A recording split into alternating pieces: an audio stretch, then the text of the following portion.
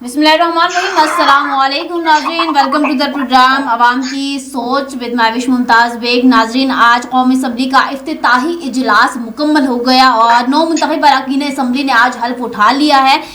Speaker राजा परवेज़ अशरफ ने जो मुंतखब अरकान हैं उनसे हल्फ लिया और नाज़रीन नवाज शरीफ, आसिफ अली जरदारी, बिलावल भुट्टो, शहबाज शरीफ, मौलाना फजलुर रहमान, बैरिस्टर गौहर, उमर अयूब, सरदार अख्तर बैंगल, महमूद खान अचकजई, फारूक सत्तार, अलीम खान, मुस्तफ़ा कमाल और दीगर भी ऐवान में हल्फ उठाने वालों में आज शामिल हुए हैं। अरकान ने नाज़रीन आज एक दूसरे को सियासी नाराबाजों से जो है वो आज नवाजा।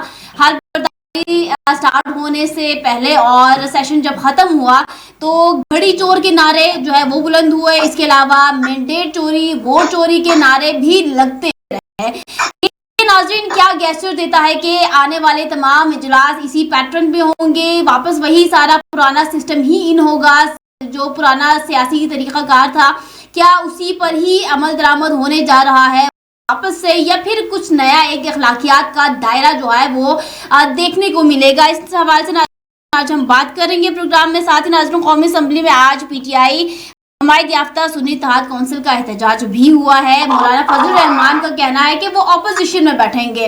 अब ऑपोजिशन अपना किरदार जो है वो कैसे अदा करेंगे, इसके अलावा हुकूमत में जो आला ओहदों पर फाइज होंगे क्या वो अपनी परफॉर्मेंस शो कर पाएंगे, क्या वो डिलीवर कर पाएंगे और उनके लिए क्या चैलेंजेस होंगे, इस हवाले से नाज़रीन आज के प्रोग्राम में बात करेंगे। प्रोग्राम में मुझे ज्वाइन किया है इश्तियाक अहमद अब्बासी साहब ने, सीनियर जर्नलिस्ट है, एनालिस्ट हैं। इसके अलावा एडवोकेट नासिर मुगल साहब ने भी हमें ज्वाइन किया है, एडवोकेट हैं और जो है सीनियर एनालिस्ट भी हैं। अस्सलाम वालेकुम both of you and welcome to the programme.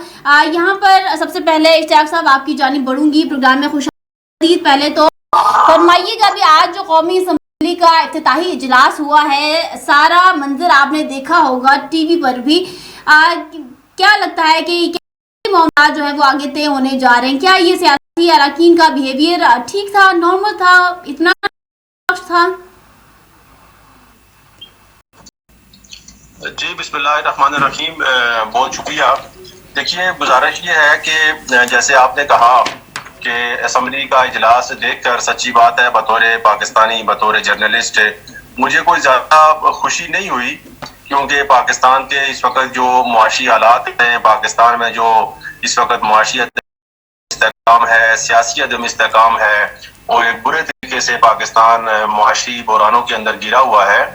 ऐसे मौके पर असम्बली के पहले इजलास में इस तरह का बिहेवियर रखना, रवैया रखना, मैं समझता हूँ ना इससे हमारा पार्लिमानी निज़ाम सिस्टम मजबूत होने की हम इसको कोई बात इशारा कह सकते हैं, ना जमहूरी सिस्टम इससे कोई मजबूत होने जा रहा है। और ये लगा कि इस वक्त जो पार्लियामेंट के पहले इजलास में, कौमी असम्बली के पहले इजलास में यूँ लगा कि जैसे अरकान पार्लियामेंट जो है, अरकान कौमी असम्बली जो है, इनको अवामी मसाइल से या मुल्क इस वक्त जिस नाजुक दौर से गुजर रहा है इनको बिल्कुल इसका अदराक नहीं है। तो बतौर एक पाकिस्तानी मैं कौमी असम्बली के आज का जो पहला सेशन का इजलास था इसको मैं बड़ा मायूस कुन समझता हूँ, और सियासी हवाले से भी, और इसके जो आप देखें वहाँ पे जो लबो लहजा था अरकान कौमी असम्बली का, और मजमूई तौर पे आज का इजलास जो है मैं इसको कोई बहुत हौसला अफजा इजलास या हौसला अफजा आगाज इस पार्लियामेंट का, कौमी असम्बली का नहीं समझता। और सच्ची बात है कि मुझे आज 9 मुंतखब अरकान कौमी असम्बली का बिहेवियर देख कर बड़ी मायूसी हुई, क्योंकि अवाम इस वक्त बड़े मसाइल, मुश्किलात, परेशानियों, महंगाई से दो चार हैं। और आपने देखा भी कि इलेक्शन में अगरचे टर्न आउट जाता था, लेकिन मजमूई तौर पर अवाम की कोई ज्यादा दिलचस्पी गहमा गहमी इस इलेक्शन में नहीं थी। और अभी भी आप देखें तो अवाम को कोई बहुत ज्यादा सियासी मामलात से दिलचस्पी नहीं है, क्योंकि मुल्क के अंदर मसाइल इतने ज्यादा हैं। तो इतने बड़े मसाइल का जो मुल्क गिरा हो, उसकी नेशनल असम्बली का पहला इजलास इस तरह से होना, मैं समझता हूँ ये कोई ज्यादा पॉजिटिव बात नहीं है। लेकिन इश्तियाक साहब, अभी तो खैर ये पहला ही इजलास था, आप नहीं समझते कि with the passage of time जो है वो मामलात हो सकता है कि कुछ बेहतर हो जाए, और जो हम एक्सपेक्ट कर रहे थे कि ये लोग अखलाकियात का जो एक दायरा है उसको रखेंगे तो क्या उम्मीद नहीं रखनी चाहिए कि आगे के सेशन जो है वो हो सकता है खतरे बेहतर हों? देखिए, अल्लाह करे ऐसा हो जाए, लेकिन जैसे आज असेंबली के पहले इजलास में हमने इसका मूड देखा, और बिलखुसूस अपोजिशन का जो हमने मूड देखा, उससे तो मुझे नहीं लगता कि आने वाले वक्तों में या आने वाले इजलास जो है वो को बेहतर अंदाज में होंगे। ठीक है, ठीक है, चले ऑपोजिशन, ठीक है, ऑपोजिशन की तरफ, ठीक है, मैं बढ़ूंगी तो ठीक है, ठीक है। जब तक अपोजिशन हुकूमत का साथ ना दे, मसाइल हल नहीं होते। ठीक है, और मुझे नहीं लगता कि अपोजिशन जो है किसी भी तरह से हुकूमत का साथ देने के मूड में आएगी या आ सकती है। चले इस हवाले से मैं आपसे जरूर जानने की कोशिश करूंगी, बट पहले एडवोकेट साहब को प्रोग्राम में खुशामदीद कहते हैं। एडवोकेट साहब फरमाइएगा, आज का जो कौमी असम्बली का इजलास हुआ, 9 मुंतखब अरकान असम्बली ने हल्फ उठाया, जो उनका एक बिहेवियर देखने को मिला, ऑब्वियसली कि इसको एक मछली बाजार भी उन्होंने बनाया। हल्फ बर्दारी से पहले और बाद में जो नाराबाजी उन्होंने स्टार्ट किया वो किस लेवल पर गया, आपने खुद देखा। क्या गेस्चर दे रहा है ये? देखिए सर, सबसे पहले तो मैं शुक्रिया अदा करूंगा कि आपने मुझे इनवाइट किया। तो पहली बात तो ये है कि ये तो खुशाइंद बात है कि जो पिछले मतलब काफी दिनों से एक सियासी बहरान, आईनी बहरान जो एक पैदा हो रहा था, चलो उसको निपटाने के लिए कौमी असम्बली का इजलास बुलाया उन्होंने, सबने अपने अपने हलफ लिए।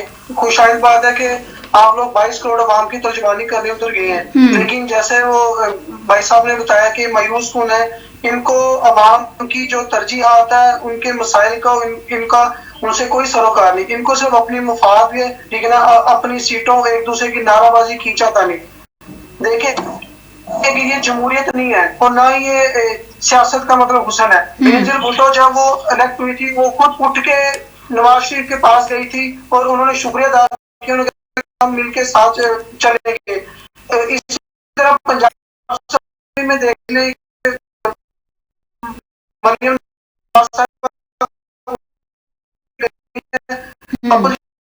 के बातों ने कहा कि मैं की भी वजीर और हम दोनों ने मिलकर पूरी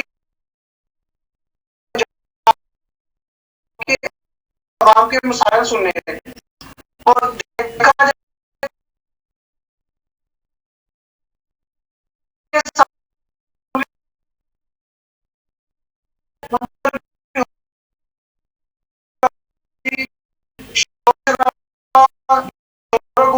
से वो अलग हुक्मरान जमात है, वो सुन्नी कौंसिल, उनकी आवाम से खतरा बड़ी थी। उन्होंने एक लेडी जो 9 मुल्की अरकान असम्बली है ऊपर उन्होंने लोटे वगैरह खरीदे,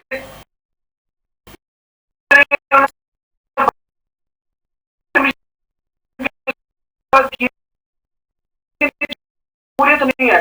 तो ये आप देख लें कि ये भी तो 5-6 साल तक ये मतलब पाकिस्तान में शुरू हो चुका है। इससे पहले कोई तूफान बदतमीजी गालन क्लोज नहीं था।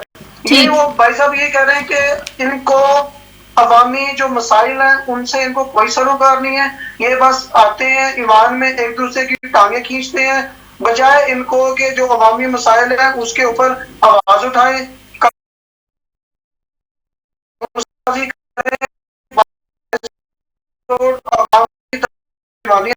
कर रहे हो। महंगाई का तूफान आने वाला है, उसको कैसे कंट्रोल करना है। रमजान मुबारक में चीजें और अशिया की जो कीमतें वो आसमान तक पहुंच जानी है, उसको कैसे कंट्रोल करना है। आम जो आदमी है उसकी जरूरियात जिंदगी को देखें, ना के बजाय एक दूसरे के खिलाफ नारेबाजी करें, हुल्लड़बाजी करें। इस तरह आप पूरी दुनिया को क्या तासुर दे रहे हैं। सही, बिल्कुल ठीक है। अच्छा इश्तियाक साहब, आपने फरमाया कि अपोजिशन रोल उस तरह से नहीं देख रहे, क्या क्यों इतने मायूस हो गए हैं ऑपोजिशन से? बिकॉज अभी मौलाना फजल रहमान साहब कह चुके हैं कि भाई अब हमने ऑपोजिशन में बैठना है,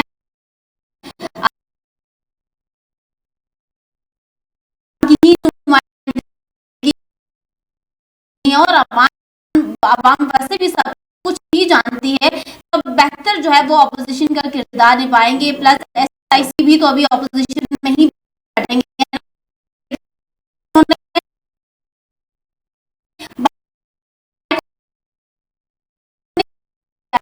पीटीआई वालों ने ये assume किया जा रहा था जिस तरह से वो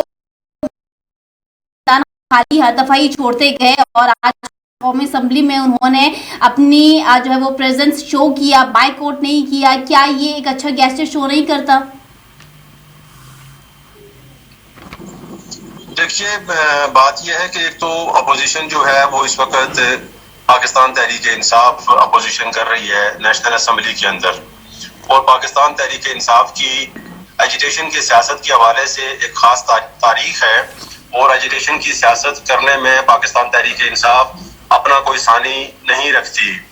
दूसरा, उनके बानी चेयरमैन इमरान खान जो है वो इस वक्त जेल में हैं, और उनकी हदायत भी पार्टी के लिए यही है कि बड़ी सख्त अपोजिशन की जाए और इस हुकूमत को किसी भी सूरत चलने न दिया जाए। ये उनकी सियासी हिकमत अमली भी है और उनकी सियासी जरूरत भी है, क्योंकि इमरान खान जेल में है और तहरीक इंसाफ अपोजिशन में आराम से बैठी रहे, हुकूमत को आराम से हुकूमत करने दे। मेरा ख्याल है ये चीज किसी भी तरह से बानी पीटीआई को काबिल कबूल नहीं होगी, और इसी वजह से हम देख रहे हैं, हमने देखा भी है और अंदाजा भी यही था कि तहरीक इंसाफ बड़ी अग्रेसिव अपोजिशन का रोल अदा करेगी। और बानी चेयरमैन के हवाले से आज आपने देखा कि उमर अयूब साहब ने और दीगर लोगों ने कहा भी कि हम अपने कायद को जो है वो जेल से बाहर निकालना चाहते हैं। तो तहरीक इंसाफ की तो भरपूर कोशिश होगी कि इमरान खान को जेल से बाहर लाया जाए, इस हुकूमत को काम न करने दिया जाए। देखिए, एक और बड़ी चीज बड़ी खास है और आप इस चीज को जरूर मद्देनजर रखें कि मुस्लिम लीग नून ने अपनी मेन स्ट्रीम लीडर में मेन स्ट्रीम क़यादत में से मरियम नवाज को पंजाब सौंपा है, और मरियम नवाज पंजाब में डिलीवर करने में कामयाब हो जाती हैं तो मुस्लिम लीग नून को न सिर्फ नई ऑक्सीजन मिलेगी बल्कि आइंदा नेशनल असेंबली का जनरल इलेक्शन भी मुस्लिम लीग नून जीत पाएगी। ये वही सूरत हाल है। मैं आपको बताऊं, जैसे 2008 के इलेक्शन में मरकज में पाकिस्तान पीपल्स पार्टी की हुकूमत कायम हो गई थी और पंजाब में मियां शहबाज शरीफ वज़ीर आला बन गए थे। तो 2008 से 2013 तक मियां शहबाज शरीफ ने बतौर चीफ मिनिस्टर पंजाब इतने तारीखी काम किए थे कि 2013 में वो कारकर्दगी जो शहबाज शरीफ की बतौर चीफ मिनिस्टर थी, उस कारकर्दगी को अवाम ने बड़ी तादाद में वोट दिया था, और फिर 2013 के इंतखाबात में मुस्लिम लीग नून शहबाज शरीफ की उस कारकर्दगी की बुनियाद पर दोबारा मरकज में हुकूमत बनाने में कामयाब हो गई थी और मुस्लिम लीग नून को वाज़ेह अक्सरियत मिली थी। की जो आदत है तक मरियम नवाज पंजाब इर्द गिर्द घूम रही है। अगर मरियम नवाज पंजाब में डिलीवर करने में कामयाब हो जाती हैं तो मुस्लिम लीग नून को आइंदा इलेक्शन में उसकी भरपूर फायदा हासिल होगा, और अगर मरियम नवाज खुदा न खास्ता पंजाब में नाकाम होती है तो मुस्लिम लीग नून सियासी तौर पर मजीद बहुत पीछे चली जाएगी। लिहाजा हर कीमत पर अपोजिशन का और बिलखुसूस पीटीआई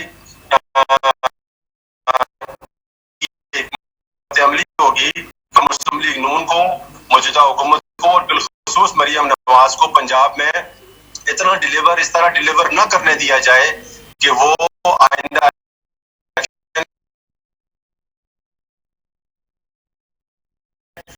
अपनी पार्टी के लिए एक तामीर और तरक्की का बयानिया लेकर दोबारा मुस्लिम लीग नून को आइंदा इलेक्शन जितवाने की पोजीशन में आ सके। लिहाजा ये जो इस वक्त सियासत है जिसमें मुस्लिम लीग इलेक्शन हो और उसमें इमरान खान बाहर हो, वो उसमें हिस्सा भी ले सकें, तो पीटीआई की तो ये कोशिश होगी कि हम अगले इलेक्शन की तरफ जाएं और जल्द से जल्द जाएं और अगले इलेक्शन में इमरान खान पार्टी को लीड करें और दोबारा वो वज़ीर आज़म बने। क्या होता है ये तो बात है, लेकिन पीटीआई की जो हिकमत इश्तियाक साहब, फॉर यू ये फरमाइएगा कि मौलाना साहब का रोल कैसे अदा होगा, वो क्या करेंगे? कोई नई सियासत का कोई तरीका जो है वो निकालेंगे? क्योंकि ओपोजिशन में उन्होंने ऐलान किया कि वो बैठेंगे। ठीक है, हमने पीटीआई की बात की, एसआईसी की आपने उस हवाले से अपना तज्जिया दिया, बट व्हाट अबाउट मौलाना साहब? ठीक है, और सेकंड आपने कहा कि भाई मरीम नवाज को जो है वो डिलीवर करना पड़ेगा। नो डाउट कि उनके ऊपर जो है वो उनकी अपनी जमात के बारे से भी बड़ी उम्मीदें हैं, आवाम की भी उम्मीदें उनसे वाबस्ता हैं। आप क्या समझते हैं कि क्या वो डिलीवर कर पाएंगी? जी मौलाना साहब, जी मैं इसका जवाब देता हूँ। देखिए मौलाना साहब के हवाले से तो ये इलेक्शन उनको किसी भी तरह से, मौलाना साहब को ये इलेक्शन सूट नहीं किया इस इलेक्शन ने।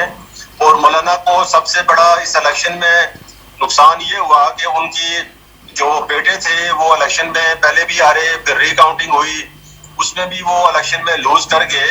तो मेरा ख्याल ये है कि मौलाना को मजमूई तौर पे जो बड़ा नुकसान पहुंचा है वो ये पहुंचा है कि उनके जो साहबजादे हैं वो कामयाब नहीं हो पाए। और शायद यही वजह है कि मौलाना नहीं होना चाहते, क्योंकि जाहिर है अगर उनके साहबजादे या उनके पार्टी के रहनुमा कामयाब होते तो डेफिनेटली तौर पर वो कैबिनेट का हिस्सा होते। दूसरी बात यह है कि अब मौलाना के पास अपोजिशन में बैठने के अलावा क्या ऑप्शन हो सकता है, और अपोजिशन में बैठ के वो अपनी कोई नई हिकमत अमली तरतीब देंगे। लेकिन बात यह है कि जो मौलाना का सियासी तौर पर मजबूत ग्राउंड होता था, माजी में हमने देखा वो खैबर पख्तूनख्वा होता था, जहां पर उनके वालिद मुफ्ती महमूद मरहूम अल्लाह ताला उनकी मग़फ़िरत फरमाए, वो भी वज़ीर आला रहे। 2002 में उस वक़्त की जो मौलाना की जमात के अकरम दुरानी थे वो वज़ीर आला खैबर पख्तूनख्वा मुंतखब हुए थे। तो मौलाना का जो ग्राउंड था वो खैबर पख्तूनख्वा था। अब खैबर पख्तूनख्वा में तो हमारे सामने हालात है कि वहां पर तो PTI के अलावा तमाम जमातों का सफाया हो गया है। तो सफाया में मौलाना का भी सुबह से सफाया हुआ, उनको बड़ा नुकसान पहुंचा। अब वो जो नुकसान है उसका मदावा कैसे किया जा सकता है, और वो वहां पे हुआ नहीं। ठीक है, मौलाना खुद भी वहां पे हार गए, उनके बेटे भी हार गए। सही। तो अब मौलाना की जो सियासत है उनको कोई नई हिकमत अमली इख्तियार करनी पड़ेगी, क्योंकि KP जो उनका होम ग्राउंड था जहाँ पे उनकी अक्सरियत उनको मिल जाती थी, वहां पर उनको पिछले 2 इलेक्शन में अक्सरियत नहीं मिल पाई। तो अब इस पे मौलाना से कोई क्या कह सकता है, उनको खुद ही कोई हिकमत अमली इख्तियार करनी पड़ेगी। तो मौलाना की सियासत वक्ती तौर पे हमें बड़ी कमजोर और बड़ी हद तक खत्म नजर आ रही है। सही, चलें ठीक है। एडवोकेट साहब फरमाइएगा कि क्या पार्लियामेंट मजबूत होगी इस दफा? क्योंकि अभी बैरिस्टर गौहर ने भी इजलास के बाद बाहर मीडिया से गुफ्तगू में कहा कि भाई अब पार्लियामेंट को मजबूत करना है और हम जितना ताउन कर सकते हैं हमने करना है। साथ ही नवाज शरीफ साहब ने, शहबाज शरीफ साहब ने, आसिफ अली जरदारी साहब ने भी कहा कि भाई पार्लियामेंट को मजबूत करना है। व्हाट डू यू थिंक कि पार्लियामेंट मजबूत हो पाएगी? जैसे गौहर साहब ने कहा है कि पार्लियामेंट की। अच्छा, ये एडवोकेट नासिर साहब से मेरा सवाल है। जी गौहर साहब ने बहुत अच्छी बात की है कि पार्लियामेंट को मजबूत करना चाहिए और यही जमहूरियत का हुस्न है। आप इलेक्शन हुआ, इलेक्ट हो गए, हर इलेक्शन में धांधली का रोनर होते हैं। जो हारते हैं वो कहते हैं हम हमारे साथ धांधली है, जो जीत गए हैं वो तो धांधली का रोनर ही होते। अब अगर इलेक्शन हो गए हैं, नॉमिनेट हो चुके, अब आप हलफ ले लिया, अपनी कौमी असेंबली में आप लोग आ चुके, अब इस पार्लियामेंट को मजबूत करें, ना कि एक दूसरे की टांगे खींचे, ना कि एक दूसरे को काम करने से रोके। इसमें नुकसान अवाम का है, इसमें अवाम ने है, ना कि सियासतदानों ने। सियासतदानों का क्या है, वो 5 साल बाद फिर दोबारा इलेक्ट होके आ जाएंगे, उन्होंने तो कौमी असेंबली में बैठना है। हमारे मसाइल कहाँ हल होंगे? इसलिए अगर वो कह रहे हैं कि पार्लियामेंट को मजबूत करना है तो ये तो उनकी तरफ से अच्छा गैसर है कि पार्लियामेंट को मजबूत होना चाहिए। पार्लियामेंट मजबूत होगा तो अवामी मसाइल का उधर हल निकाला जाएगा। आप समझते हैं कि पार्लियामेंट मजबूत होगी? जी मैं समझ रहा हूँ कि पार्लियामेंट मजबूत होनी चाहिए, क्योंकि जो इस दफा PTI की जो लीडरशिप है, जो सुन्नी कार कौंसिल में जिन्होंने शमूलियत इख्तियार की है, उनकी वे ऑफ टॉक से लग रहा है वो लचक दिखा रहे हैं। जो पहले वाली लीडरशिप थी एज कम्पेयर टू 2018 में, तो उनकी निस्बत ये वाली जो इनकी लीडरशिप है इनमें फ्लेक्सिबिलिटी है, ये लचक दिखा रहे हैं, ये चाहते हैं कि ताउन हो, पार्लियामेंट मजबूत हो। अच्छा इश्तियाक साहब, आपसे भी आखिरी सवाल, आपके पास 1 मिनट है, काइंडली फरमाइएगा कि पार्लियामेंट मजबूत होगी? देखिए मैं नहीं समझता कि जो इस वक्त मौजूदा सिस्टम है इसमें कोई पार्लियामेंट मजबूत हो सकती है या पार्लियामेंट की मजबूती की कोई कोशिश की जाएगी। देखिए जब भी किसी भी मुल्क में या खास करके पाकिस्तान जैसे मुल्क में मखलूत निज़ाम हुकूमत कायम होती है तो पार्लियामेंट मेरा नहीं ख्याल कि उसमें मजबूत होती है। मजबूत पार्लियामेंट के लिए जरूरी है कि मजबूत वजीर आजम की कुर्सी पर बराजमान हो। जब वजीर आजम की कुर्सी ही कमजोर होगी और वजीर आजम की कुर्सी मखलूत सिस्टम के तहत चल रही होगी, वो पार्लियामेंट की मजबूती की बात मेरा नहीं ख्याल के हो सकता है। दूसरी बात यह है, मैं फिर दोहराऊंगा कि मुल्क के इस वक्त जो हालात हैं वो इतने गंभीर हैं और आने वाले अरसे में जब आप IMF के पास दोबारा जाएंगे तो आपको बिजली की, गैस की, पेट्रोल की कीमतों में फिर से इजाफा करना पड़ेगा। सही। तो जब मुल्क में इतनी ज्यादा महंगाई हो जाएगी और अवाम इतने तंग होंगे, जब अवाम तंग हों तो पार्लियामेंट मजबूत भी हो जाए, तो मुझे बताएं उस मजबूत पार्लियामेंट का क्या फायदा जब अवाम माली तौर पर कमजोर हों और आपकी पार्लियामेंट मजबूत हो। तो मैं समझता हूँ तो फिर भी वो पार्लियामेंट मजबूत होकर भी कमजोर ही होगी, क्योंकि अवाम कमजोर है और जब अवाम कमजोर हो तो मजबूत पार्लियामेंट हो भी, मौजूद भी हो, उसकी कोई अहमियत नहीं रहती फिर। ठीक है, बहुत शुक्रिया आपका इश्तियाक साहब और एडवोकेट नासिर साहब आपका प्रोग्राम में ज्वाइन करने के लिए। नाज़रीन, हालात जैसे भी हो, मामला जैसे भी हो, as I always say everything is possible, nothing is impossible, just the word impossible is impossible, otherwise everything is possible. So just believe in yourself, अच्छे काम करें अच्छी नीयत के साथ। इसी के साथ मुझे दीजिए इजाजत, इंशाल्लाह नेक्स्ट प्रोग्राम में दोबारा हाजिर होंगे, तब तक के लिए अल्लाह हाफ़िज़।